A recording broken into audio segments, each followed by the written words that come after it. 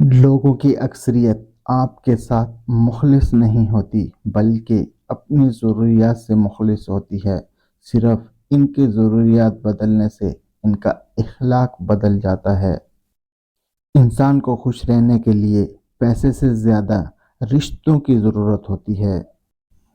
تمہاری مشکل آسمان جتنی بڑی کیوں نہ ہو، اگر تمہارا یقین اللہ پر ہے تو کوئی بھی تم کو ہرا نہیں سکتا۔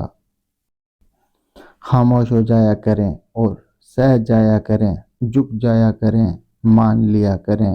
یہ عاجزی ہے جو اللہ کو بہت محبوب ہے۔ بندہ جب با اختیار ہوتے ہوئے خاموش ہو جاتا ہے تو اللہ کی نظر میں معتبر ہو جاتا ہے۔ ناراض ہونے والوں کو منانے میں دیر نہ کریں، لیکن بیزار ہو جانے والوں پہ الفاظ ضائع مت کریں۔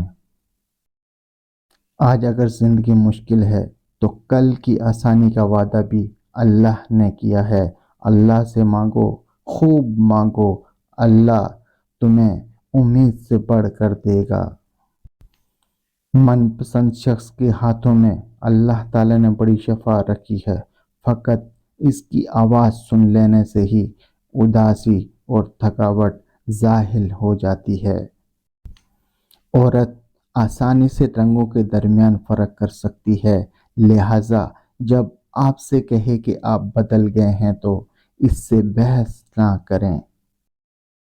عبادتیں صرف جائے نماز پر ہی نہیں ہوتی، بلکہ عبادتیں میٹھی زبان، دھیمے لمحے اور ہمدردانہ اور عاجزانہ رویوں سے بھی ہوتی ہیں۔ ہر رشتہ کہیں نہ کہیں تو مان توڑ ہی دیتا ہے اور ہر تعلق کبھی نہ کبھی تو بھرم کھو دیتا ہے۔ یہ صرف اللہ تعالیٰ کی ذات ہے کہ جس کا تو آسرا سدا قائم رہتا ہے۔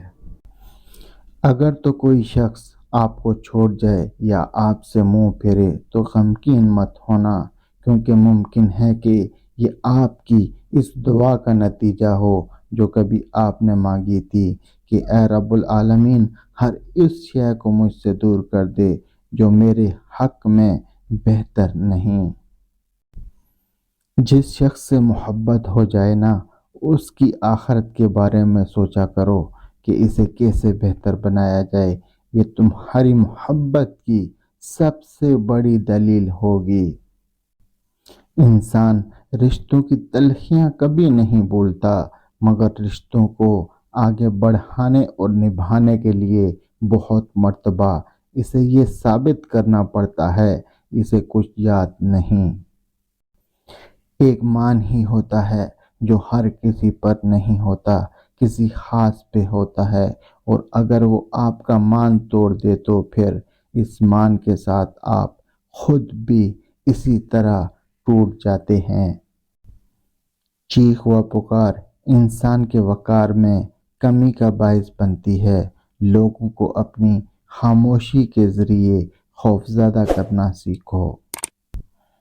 کبھی کبھی ایسا بھی ہوتا ہے کہ سکون کے لیے دعا کی نہیں، کسی کے الفاظ کی ضرورت ہوتی ہے جس سے ہم کو بہت محبت ہوتی ہے۔